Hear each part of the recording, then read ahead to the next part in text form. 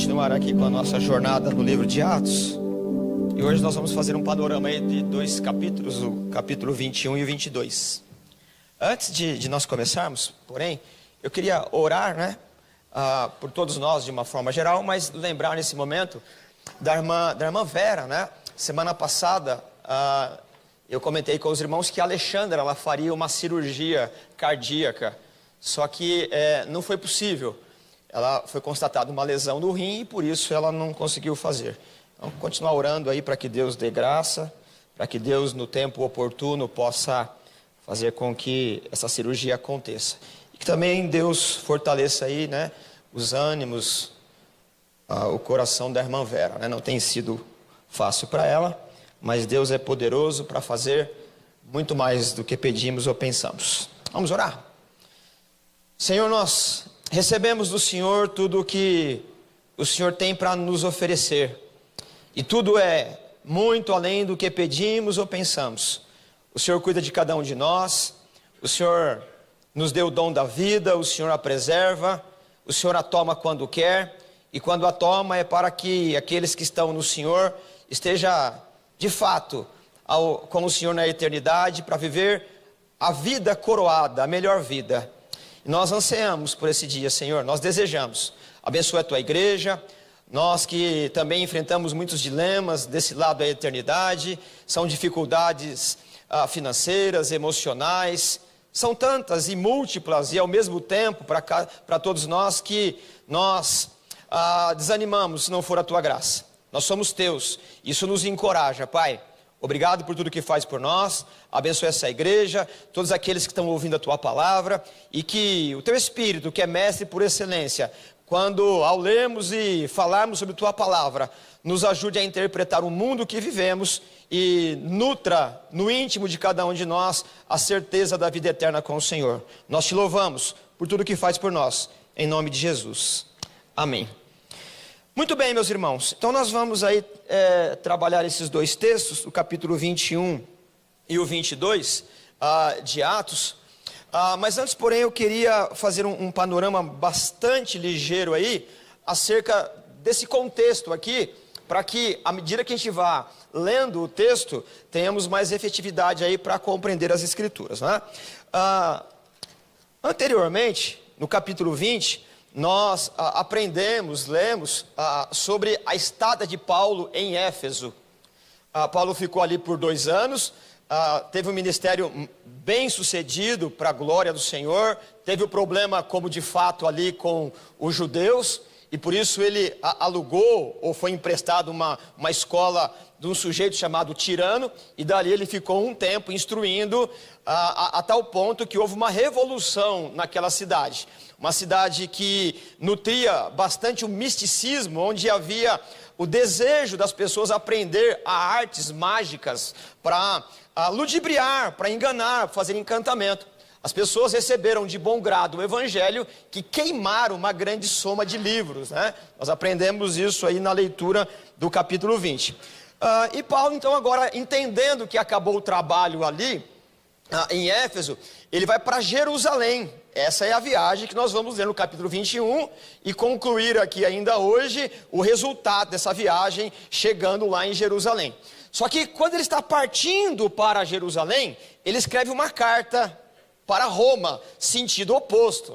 Então, qual é a intenção de Paulo? Viajar para Jerusalém, levar uma oferta generosa que ele recebeu das igrejas para socorrer os irmãos mais pobres de Jerusalém, mas a intenção é que, terminado os votos que ele, como judeu inclusive, havia feito, ele viajasse para a Espanha. A intenção dele era chegar na Espanha, tanto que lá no livro de Romanos vai dizer assim, acabou o trabalho aqui, não tem onde mais lançar os fundamentos, eu quero ir para a Espanha, porque lá a tese é que ainda não foi alcançado pelo Evangelho.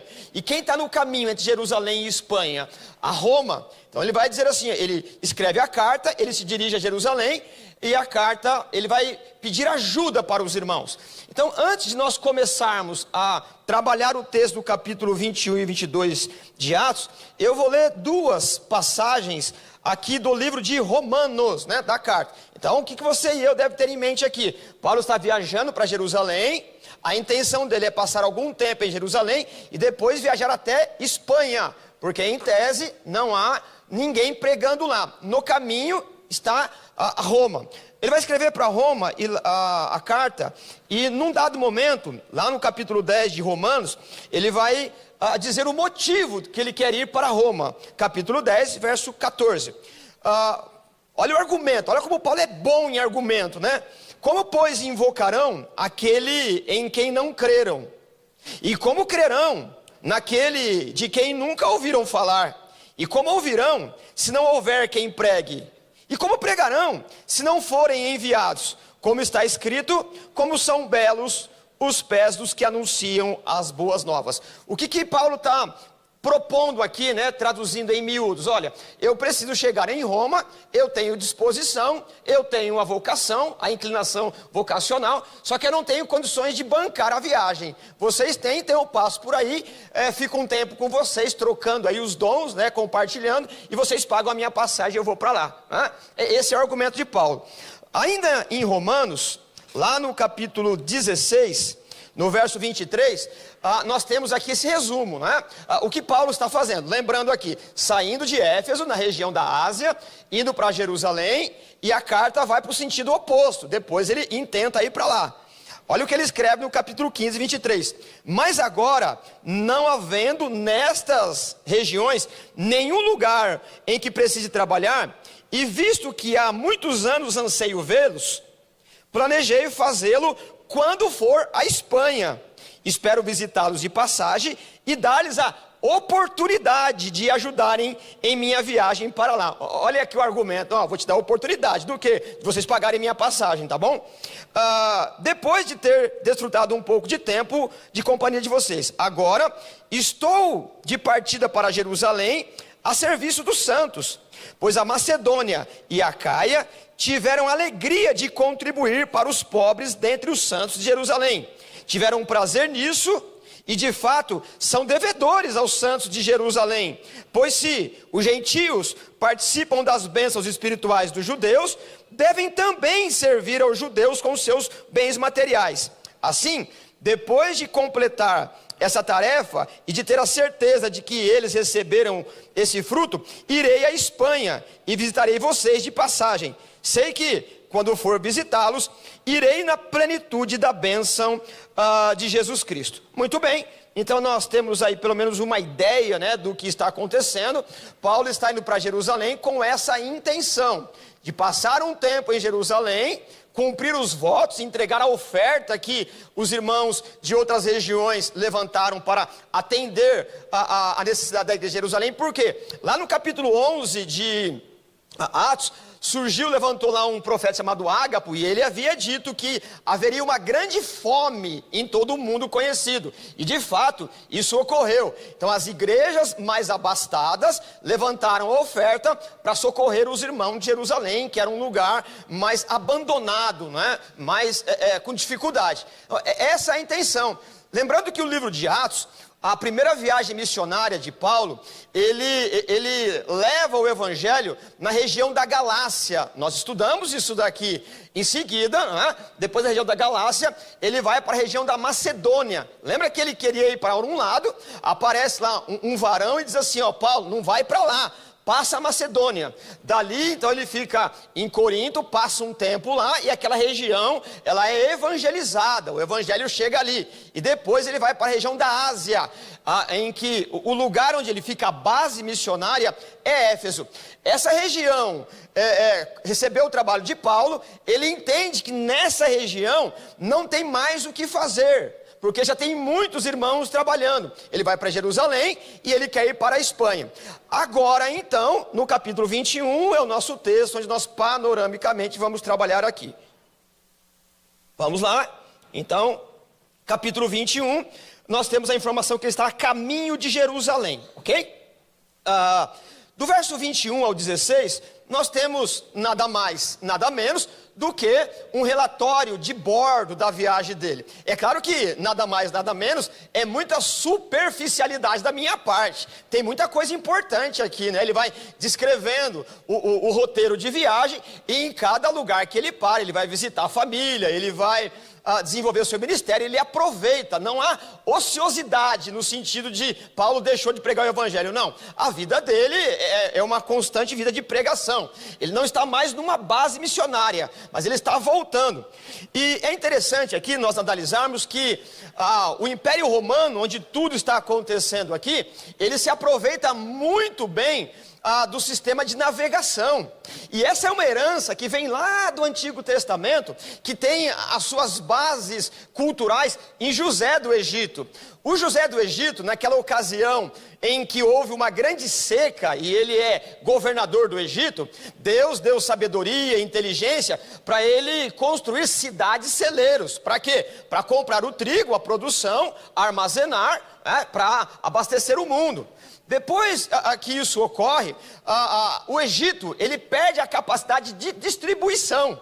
O José já morreu, né? Já passou ali esse período político, e o Egito, ele continua produzindo, mas perde a capacidade de logística, de produção. Então, outras nações, como o Tiro, por exemplo, vai desenvolver a técnica da navegação, né? Vai potencializá-la. Nesse momento, quem é que domina a técnica da navegação? Roma.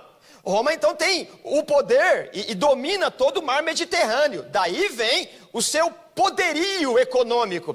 Além de explorar a navegação, Roma vai abrir estradas por todo lado. É daí que vem aquele ditado: todos os caminhos levam a Roma. Então você percebe que Roma, a partir do momento que sabe explorar a navegação, distribuir o alimento, né, que é a produção mundial, para socorrer e vender, né? Isso produz o quê?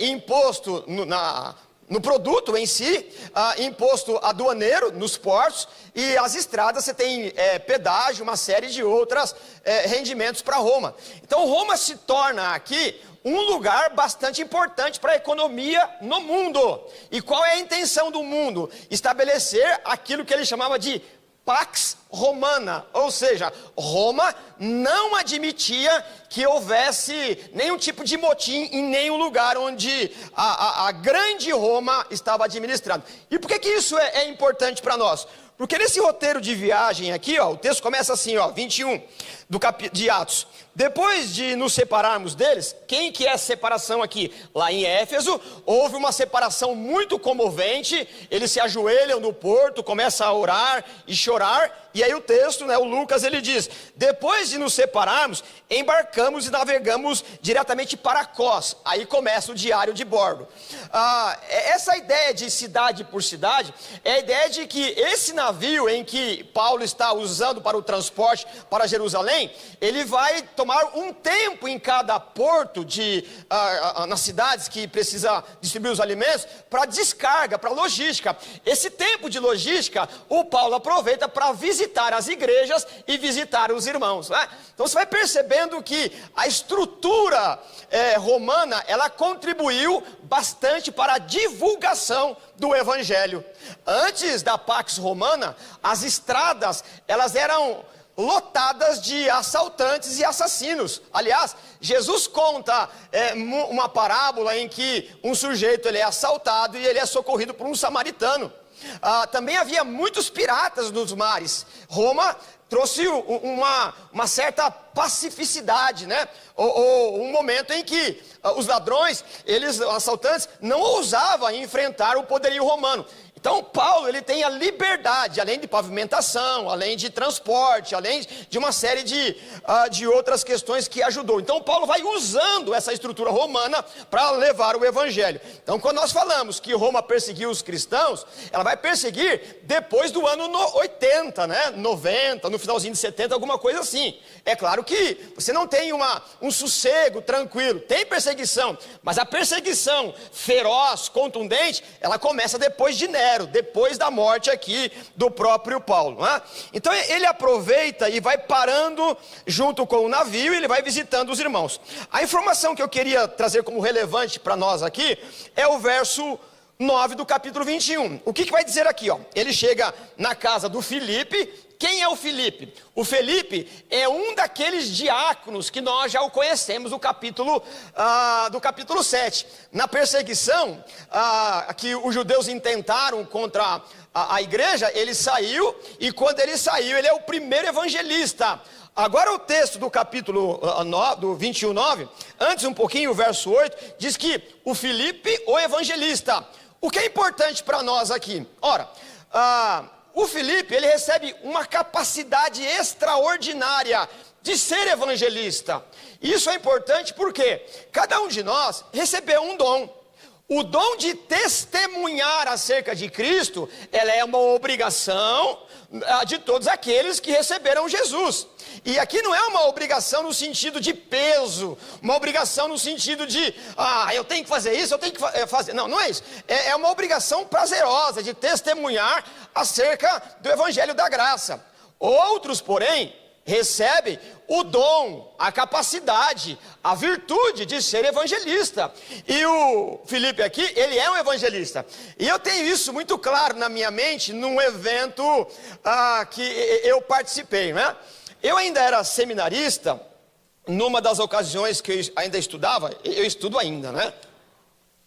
Mas que eu estava me preparando e nós seminaristas, fizemos uma campanha evangelística aqui em Barueri. Eu morava ali numa ocasião, num bairro chamado Vale do Sol, e perto da igreja, chamamos ali alguns seminaristas e fizemos ali um teatro evangelístico, né? Uma série de eventos ali.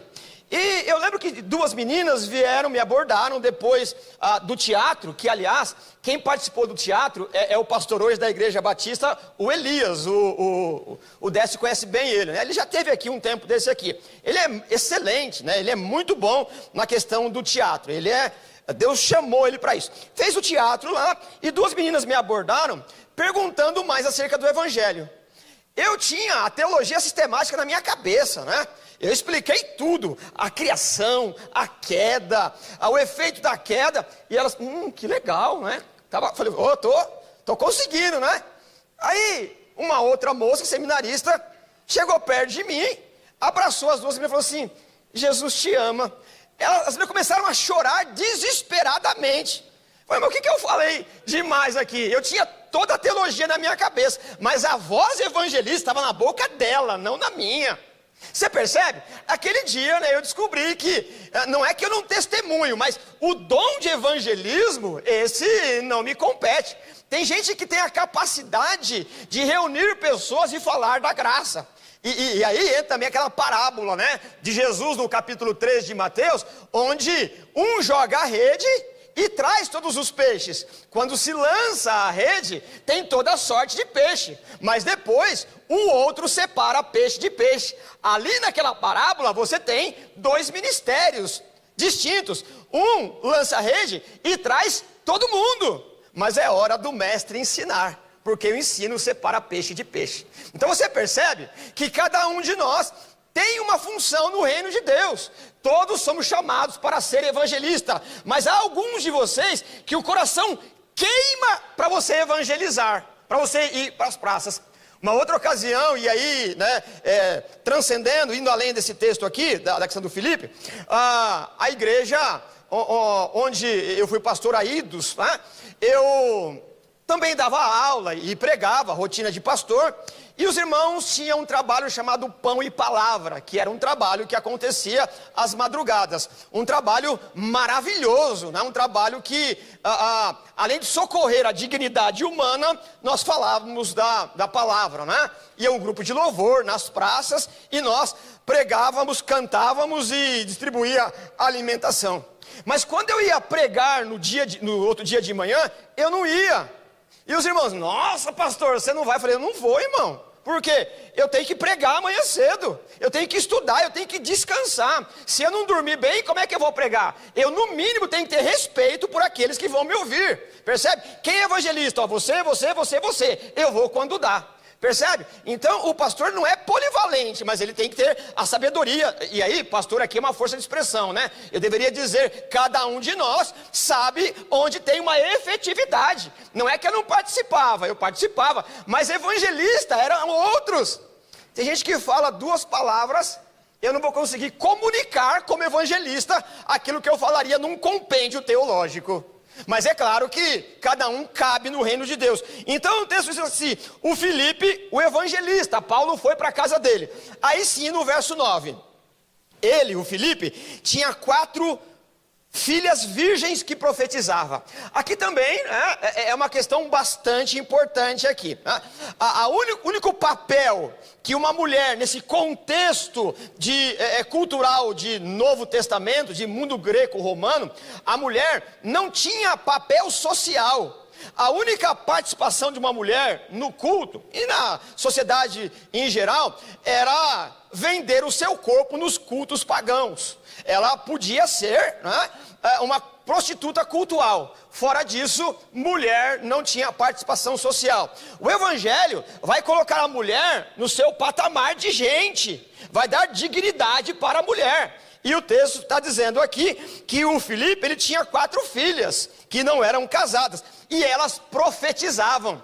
Essa ideia de profetizar aqui, ela não tem a mesma ideia do sentido de profeta do Isaías, do Jeremias, dos profetas em que Deus usou de forma canônica para falar sobre o Messias e a nação de Israel. Não, a ideia aqui de profetas é um trabalho casado, é um trabalho agregado, atrelado com o do mestre. Como é que o mestre é um profeta? Ora, o que eu estou expondo aqui faz parte de uma pesquisa, faz parte de leitura. Aqui tem algum tempo de estudo. Então esse é o papel do mestre. É claro que você tem aí a assistência do Espírito de Deus, a iluminação de quem vai pregar, tudo isso. Mas aqui um sermão, ele precisa ser trabalhado, ele precisa ter um estilo, precisa ter um caminho, uma lógica de introdução, de exposição, de explicação. Isso é o trabalho de um profeta, porque está expondo a palavra de Deus, mas que também é o mestre. Esse tipo de profecia no Novo Testamento não significa que a pessoa recebeu de Deus alguma revelação canônica como Isaías. Não é isso. Mas é aquela pessoa que ela não se prepara para pregar, mas no momento de dificuldade, no momento de consolo, no momento de crise ou de uma indecisão, Deus levanta essa pessoa e ela tem uma palavra de ânimo, de consolo e de direcionamento para a igreja. Esse é o profeta, percebe?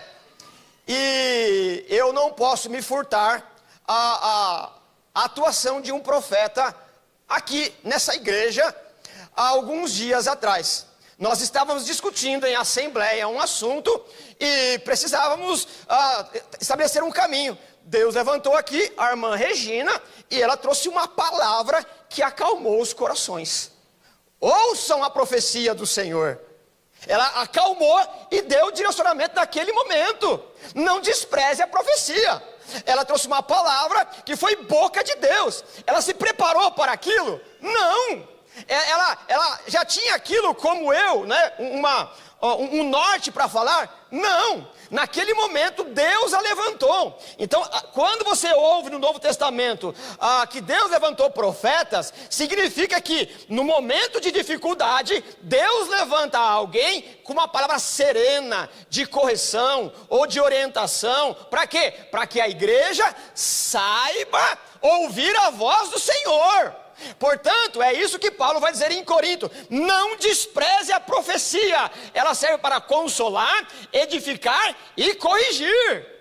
Não quer dizer que o que eu estou pregando aqui, por soberania, por vontade, por graça de Deus, não sirva para isso. Mas aqui há um planejamento, aqui há uma dedicação de investimento de hora, para que eu tenha um norte, um caminho, para que eu seja o máximo que eu consiga ser fiel ao texto. É claro que o Espírito Santo vai conduzindo aí ao coração dos irmãos. Mas essas mulheres aqui, elas se levantam para um momento em que não havia sido programado e ela então tem uma palavra de consolo.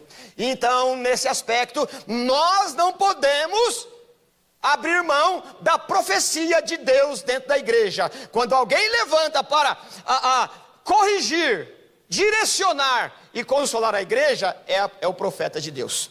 Bacana então, né? Transcendemos essa parte aí. O Paulo, ele continua dando o seu relato. Vamos aí para a sua chegada em Jerusalém, que está no capítulo 21, do 17 ao 26. A chegada em Jerusalém. Ora, o texto começa assim: quando chegamos a Jerusalém, os irmãos os receberam com alegria. No dia seguinte, Paulo foi conosco. Quem que está escrevendo? Aqui é o Lucas, né? Então ele está se colocando aqui. Paulo foi conosco, até onde? Encontrar Tiago e todos os presbíteros. Este Tiago aqui é o irmão de Jesus, né? Que agora ele já tem uma posição de liderança bastante importante na igreja. Já o tinha lá no capítulo 15, no Concílio de Jerusalém. Mas agora você percebe que ele tem uma proeminência de autoridade maior na igreja de Jerusalém, né? Paulo encontra, voltando da viagem, o Tiago encontra junto com os presbíteros da igreja para receber o Paulo. E aí então tem aquela troca, né, de gratidão, de alegria. E aí o verso 20 diz assim para nós: ouvindo isso, o que é ouvindo isso, né? O Tiago vai dizer assim, ó: temos ouvido que o seu ministério alcançou muita gente. Graças a Deus, né, Paulo? Tanto gentios como tementes a Deus têm ouvido o evangelho. Verso 20: ouvindo isso, eles louvaram a Deus e disseram a Paulo: veja, irmão, quantos milhares de judeus creram, e todos eles são zelosos da lei.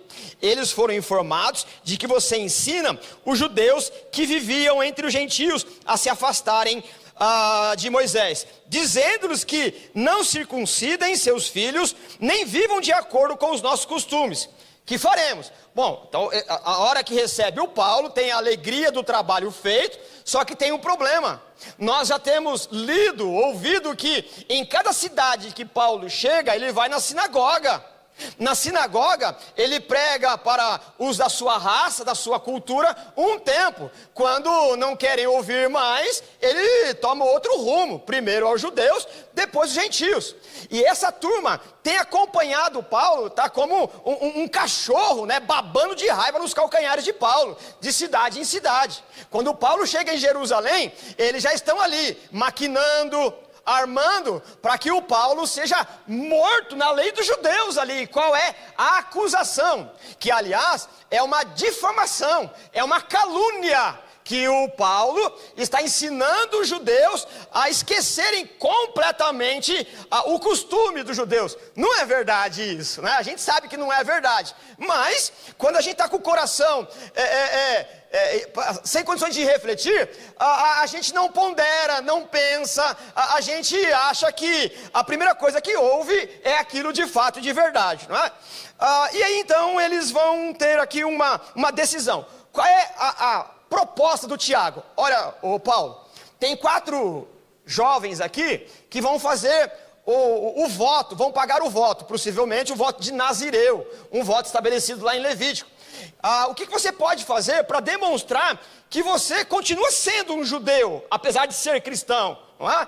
Você paga as despesas do voto desses 4 jovens, que os judeus vão ver que você não abandonou a lei. Pagar os votos de alguém era um sinal de piedade. E Paulo mesmo, lembra que ele raspou a cabeça lá em Cencreia e estava vindo para cá? Então Paulo não abandonou a lei, ele é um judeu. Só que agora, os ritos judaicos, ele entende que não serve para a salvação. Ele entende que os ritos levavam até Cristo. Mas enquanto judeu, alguns ritos poderiam ser ainda mantidos para os judeus. Isso foi resolvido, inclusive, lá no primeiro concílio, no capítulo 15.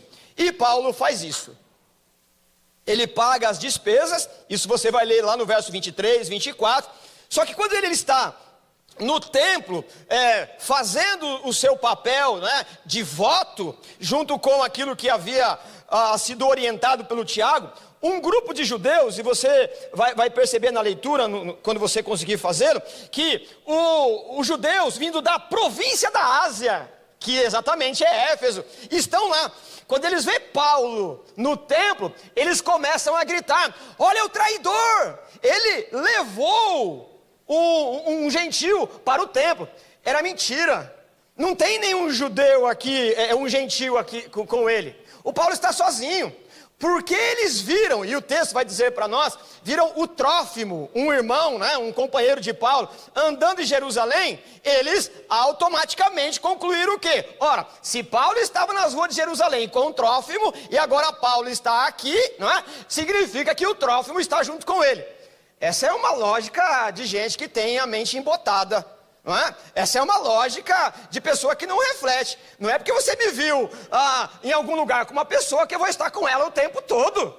Essa é uma conclusão, ou de gente que não raciocina direito, ou gente que é maldosa mesmo. Não é? Então ele vê e ele diz assim: ó, esse estava com aquele. Não é mentira.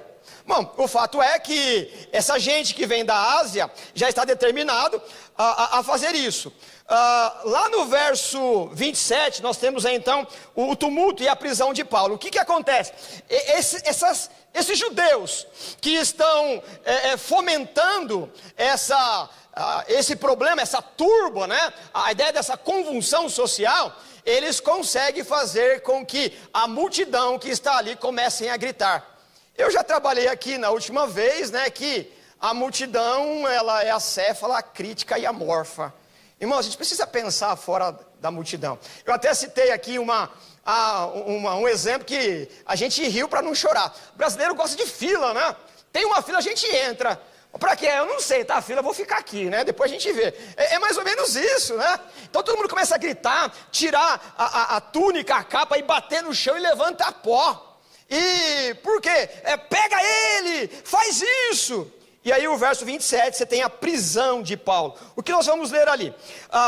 Por meio dessa calúnia, o Paulo, ele quase é assassinado ali, quase ele é linchado por conta dessa turba aí. Eles gritavam: israelita, nos ajudem. Percebe o tom de piedade? Irmãos, eu tenho um problema, né? E aí é particular meu mesmo, no sentido de que eu tenho dificuldade de quem muda muita voz. Mas quando alguém muda muito a voz, alguma coisa eu já comecei a desconfiar. Isso é uma questão, né, preventiva que eu desenvolvi. Então quando alguém começa a baixar muito a voz, eu falo: alguma coisa está errada. Alguma coisa está errada. Então essa voz de muita piedade, irmãos, ela não combina. É claro que cada um tem um tom de voz, é claro que circunstância, é claro, tudo isso você vai colocando na contabilidade de interpretação da vida. Mas tem gente que muda a voz de uma maneira assim que não está combinando. Então já fica com um pouquinho, com o pé atrás. Mudou muito a voz para um tomzinho mais baixo, alguma coisa a gente precisa estar esperto. É a mesma coisa do nome da primeira mulher. O nome da primeira mulher não é Eva. Eva é mãe de muitas nações. O nome da primeira mulher é Varoa. Varoa significa aquela que olha nos olhos. Percebe? Então qual é a característica da primeira mulher antes do pecado? Ela olha nos olhos, e aí é todo ser humano. Então começou a mudar a voz, começou a desviar muito o olhar. É claro que também tem características culturais. Não vá tomando tudo na exatidão. Irmãos, a vida não é 2 mais 2. A vida ela precisa ser interpretada. A vida precisa ser bom senso, equilíbrio, maturidade. Então não é porque desviou, aí tá vendo, tá mentindo. Não é assim, né? Você tem bom senso para isso. Mas é assim que a Bíblia vai nos mostrando. Mudou muito a voz, desviou muito o olhar, assim, não tem condições de firmar o olho, assim. Então começa a ficar esperto que alguma coisa está errada.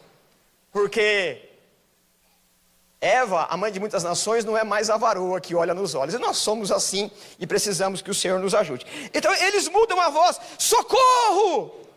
Parece que está matando o sujeito, mas não é, porque ofendeu a religião dele, né? Em tese, colocou alguém no templo, mas é mentira. Bom, o que vai acontecer aqui? Por conta daquela que é a Pax Romana, os romanos, eles não admitem motim. A ideia é a Pax Romana, acabar com os motins. Eles não querem confusão. É claro que isso tem um preço, né? Tem que pagar para o exército estar lá, para as tropas estarem lá. Quando isso ocorre, alguns falam assim: vamos parar de confusão, porque os romanos podem vir aqui e a coisa vai ficar ruim.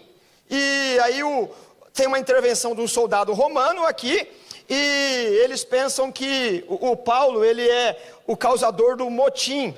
Eles acham que o Paulo havia de fato causado o problema. Então eles vão e prendem Paulo.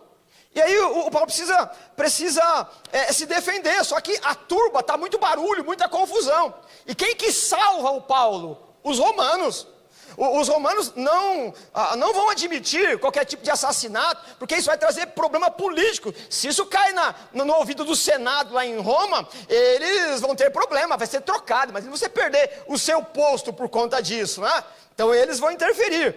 E aí, no segundo momento, ou já no terceiro momento, caminhando para o final do nosso texto, o Paulo ele consegue falar alguma coisa. Olha o verso 37 do capítulo 21.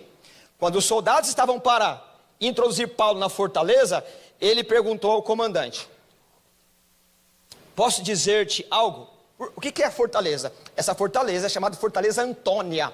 Você tem anexado ao templo um lugar em que os soldados romanos, a autoridade romana, ficam ali para ficar olhando se tiver qualquer tipo de motim. Eles no mesmo momento ali, eles intervêm para que a coisa não tome proporções maiores. E aqui, né, eu vou lembrando de algumas questões. Quando Jesus, ele vira a mesa no templo, você tem a Fortaleza Antônia, só que ali os soldados ficaram tão abismados que não conseguiram sequer impedir a ação de Jesus, né? Tinha uma virtude tão grande ali que eles não fizeram nada. Mas aqui não, eles foram e tomaram Paulo. Quando eles tomam Paulo para acabar o motim e disciplinar Paulo, o Paulo ele consegue falar.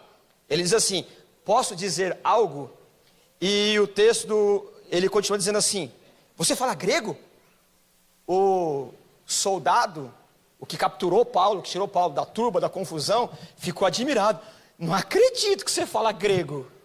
Porque o grego era a língua, né, do comércio, a língua que todo mundo falava. É mais ou menos como o inglês hoje em dia. Você vai para qualquer lugar, se você fala inglês, você se sai melhor. Então o grego era a língua do comércio, do negócio. Era uma língua universal, né, a língua de todo mundo. E o Paulo ele fala em grego com esse soldado romano. Isso desperta os soldados assim: você fala em grego? E aí o verso 38, Lucas vai nos informar aqui, ó. Não é você, o egípcio, que iniciou uma revolta e há algum tempo levou 4.000 assassinos para o deserto? Essa informação é importante porque nós já lemos aqui, em algum momento, lá no capítulo 5 de Atos, que um tal de Gamaliel, ele havia dado um conselho: ó, vamos deixar essa gente aí, esses tal de cristãos aí, esses tais cristãos, porque se esse negócio aí começar a tomar uma proporção maior, Roma vem e acaba, e a gente precisa sujar as nossas mãos. É uma questão, uma atitude política, né? E o soldado acha que o Paulo, ele é um egípcio que está insurgindo contra Roma. Que esse sujeito, esse tal de egípcio aí, ele arregimentou um grupo para quê? Para ir contra Roma. E todas as vezes que isso ocorria, Roma acabava com o motim, né? Não dá para enfrentar Roma, né? O seu exército, as suas tropas. E o soldado diz assim: ó, você não é o egípcio? Como é que um egípcio fala grego? Aí o Paulo vai responder o verso 39. Não, eu sou judeu. Verso 39, Paulo respondeu: eu sou judeu, cidadão de Tarso, cidade importante da Cilícia, permita-me falar ao povo.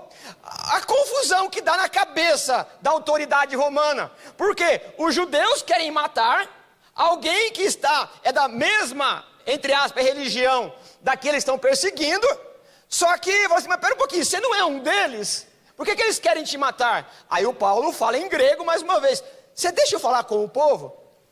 E aí o Paulo então tem a permissão, verso 39. Paulo respondeu, verso 40. Tendo recebido permissão do comandante, Paulo levantou-se na escadaria e fez sinal à multidão.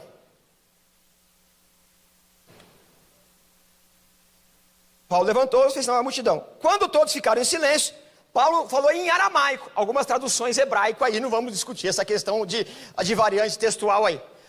E aí então aqui está o X da questão, porque quando Paulo ele fala em aramaico, a maioria dos judeus, principalmente os que vêm da Ásia, não fala aramaico. Lá na dispersão que ocorreu no ano 586, muito tempo atrás, alguns judeus ficaram espalhados pelo mundo e aprenderam o grego, estudavam o Antigo Testamento pela tradução do grego.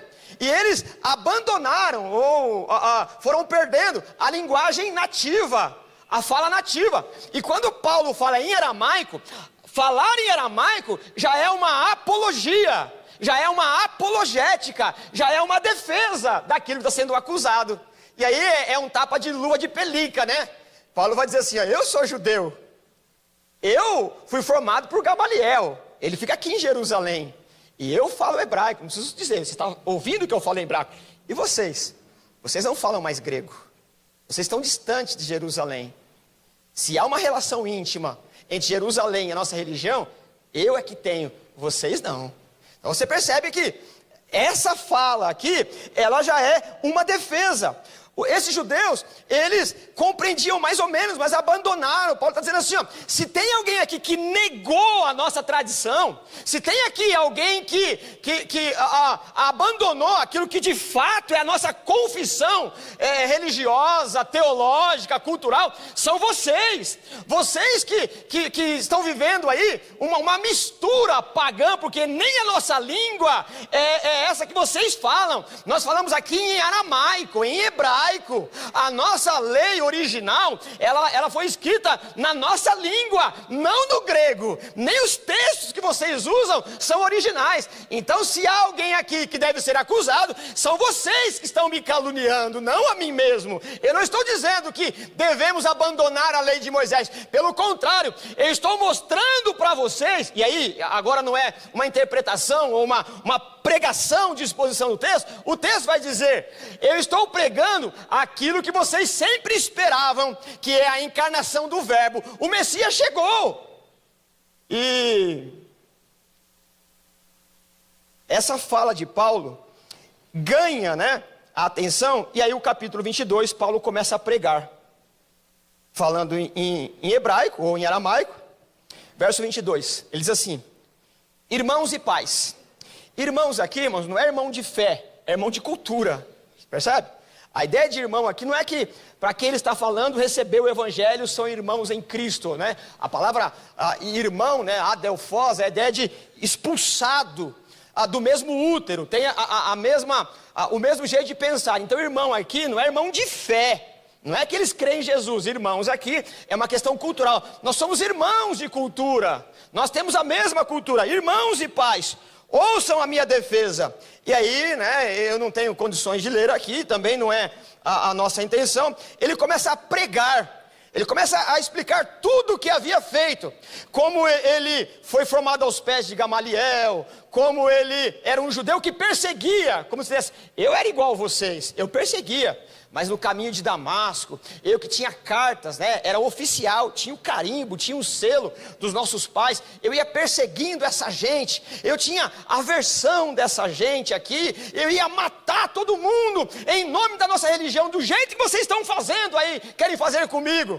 Mas aí Jesus apareceu, e ele me disse que eu estava sendo um cavalo chucro, porque a ideia de recalcitrar contra os aguilhões é essa ideia. O que é recalcitrar? É dar coice, não é? O que é aguilhão? Aguilhão é a ideia de ferrão, uma espécie de uma vara, é claro que é uma metáfora, porque ferrão mesmo é do insetozinho, né? Ou do escorpião que ferroa e inoculou veneno. Mas o ferrão era tipo de um bambu ou de um instrumento para domar animais, cavalo, chucros. Então você colocava o cavalo ali e colocava o ferrão aqui. Quanto mais coice ele dava, mais ele se ferroava. O que Paulo está dizendo aqui? Que Jesus está dizendo para Paulo, ô Paulo, para de ser um cavalo bravo, você já sabe quem eu sou, porque ele já ouviu, ele viveu no contexto da crucificação de Jesus, já ouviu sobre a morte e ressurreição. Paulo está no contexto ali, não é? Ele já ouviu o conselho de Gamaliel, ele já estava participando, ou participou efetivamente da morte do Estevão. Quando Estevão morreu, ele repetiu as palavras de Jesus na cruz. Então tudo aquilo estava ferindo a consciência de Paulo. E aí ele falou assim, ô Paulo, para de ser um cavalo bravo, deixa de dar coice e se rende. Irmãos, nós cremos que a nossa consciência, ela foi dada por Deus. Foi Deus que nos fez assim. É claro que o pecado nos ilude, nos seduz. Mas você tem o Espírito Santo. E você deve, no mínimo, desenvolver um desconfiômetro da sua consciência. Orar para que Deus conduza o teu feeling, a tua capacidade de interpretar a vida. Você precisa entender que muitas vezes você está recalcitrando contra os aguilhões. Você não quer interpretar a vida, as coisas, em todos os aspectos, por uma questão de teimosia animalesca. Porque você sabe que alguma coisinha na sua consciência, e alguma coisona, que é o Espírito Santo, está te mostrando a verdade. Então, para que ficar recalcitrando contra os aguilhões? Para que ficar se ferindo? Renda-se da sua vontade. O Evangelho é entregar a minha vontade no trono da graça. Nós não podemos dar vazão à nossa vontade animalesca, à nossa vontade da vaidade, à nossa vontade da teologia encapsulada, rígida, que nos move para lá ou para cá. Nós temos que entregar nossa vontade para que o Espírito de Deus fale a nossa consciência. Para de recalcitrar contra os aguilhões. Está se ferindo por quê? E aí, Paulo tem a atenção da plateia, como a gente já viu aqui, até o verso 18, né?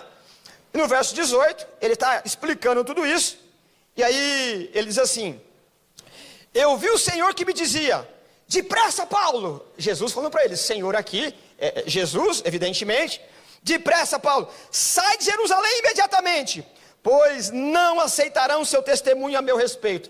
Quando eles ouviram isso, aí então a coisa ficou pior. Mata, mata! E o que o Paulo está dizendo aqui?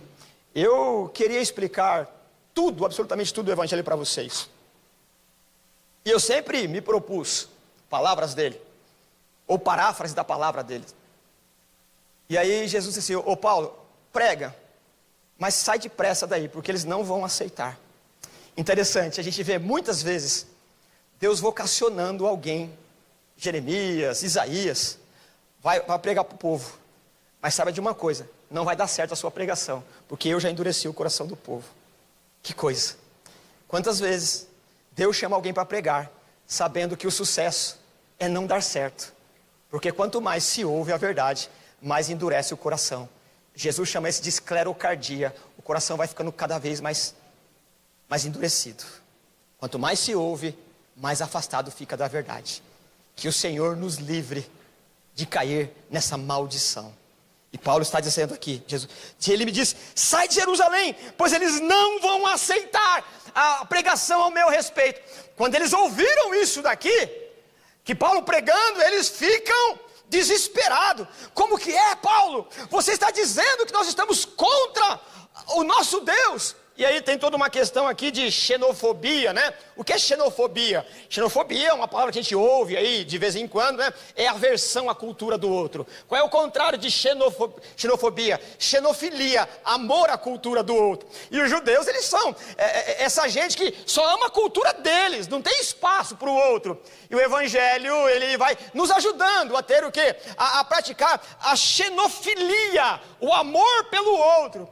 Porque não é fácil, irmãos, absorver ou entender o comportamento cultural, ou a cultura comportamental do outro. Isso causa estranheza em nós, mas o Evangelho vai nos ajudando. E esses judeus aqui, eles não admitem que Jesus não é um ser sagrado, não é um Deus exclusivo deles. O exclusivismo faz parte de alguém que é xenófobo, nesse sentido teológico aqui. O exclusivismo faz sentido de que Deus é um monopólio da minha religião. O xenofobismo, ele tem a ideia de que só nós somos salvos, os outros não têm condições. Quando na verdade a nossa obrigação é pregar o Evangelho para todos. e deixar que o Espírito de Deus o transforme conforme a sua graça. Bom, aí, então, diante da turba, diante da dificuldade aí, nós entramos então na última parte do texto aqui, verso 22, quando Paulo ele é de novo assaltado, tomado, né, de forma abrupta da mão dos romanos, no sentido figurado aqui, né, para que ele seja morto. Os romanos intentam castigá-lo, açoitá-lo. E o açoite romano, ele é muito diferente do açoite judaico. Os judeus, eles desenvolveram lá uma regra, né, de misericórdia. Se alguém vai ser castigado, deve tomar 40 chibatadas. Mas para a gente não errar, isso dá 39, tá bom? Vai que a gente erra na conta aqui, então a gente não fica em pecado contra Deus. Percebe? Então, você vai ser açoitado. Ó, você tem... eu tenho a obrigação de dar 40 chibatadas. Mas vai que eu erro na conta, eu vou ser misericordioso, tá bom? Só dou 39, vai que eu erro. Esse é um tipo de misericórdia, né? Questionável, mas é. Os romanos não tem essa não. Os chicotes deles, na ponta, era osso seco e pedra, para quando bater, rasgar, né? Foi esse suplício que Jesus enfrentou. Imagine a carne dilacerada, quando aqueles objetos, osso seco na ponta do chicote, encontra com os nervos, vai triturando a carne de Jesus e bate no osso, né? Isso que significa o Cordeiro de Deus que foi moído. E o Paulo ia passar por isso. Só que o Paulo tem uma carta na manga, e o Paulo fala assim, sabe o que é? Eu sou cidadão romano, pode fazer cidadão romano? E aqui nós teríamos um outro caminho para discutir, porque nós temos direito. Não é porque nós somos crentes que tem que aguentar tudo de todas as formas. Tem leis instituídas, e nós devemos, no bom senso, nós devemos, no momento em que as coisas escapam do controle da comunidade, buscar as autoridades constituídas. Nós não podemos ser capacho a todo momento, tem que fazer valer a lei que nos rege. E Paulo, eu sou cidadão romano, não é assim não, né?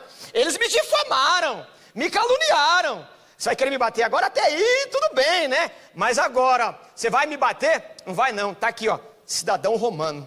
Quando ele apresenta as suas credenciais, cidadão romano, e aí o sujeito que está no controle da situação, romano, assim, não acredito que você também tem cidadania romana. Quanto é que você pagou por isso daí? Por quê? A cidadania romana, ela, no momento em que ela nasceu, no momento que foi convencionado, ela não era vendida. Ela só tinha o direito porque era de família mesmo, por um ato de bravura, por alguma coisa assim que Roma entendia que você recebia lá aquele green card da época, né? Então recebia lá a cidadania romana para você participar da vida pública, da audiência, e não ser acusado de qualquer jeito. Não é assim não, não é? E aí o Paulo, ele diz assim, não, eu não comprei nada não, porque num dado momento deram um jeitinho brasileiro, né? Anacronicamente falando, e começaram a vender por uma alta soma. E aí o soldado romano falou assim, eu comprei a minha, né? Agora já estava legal, né? Falou, não, eu não precisei comprar não, eu sou de família. E então o Paulo, ele está no controle da situação.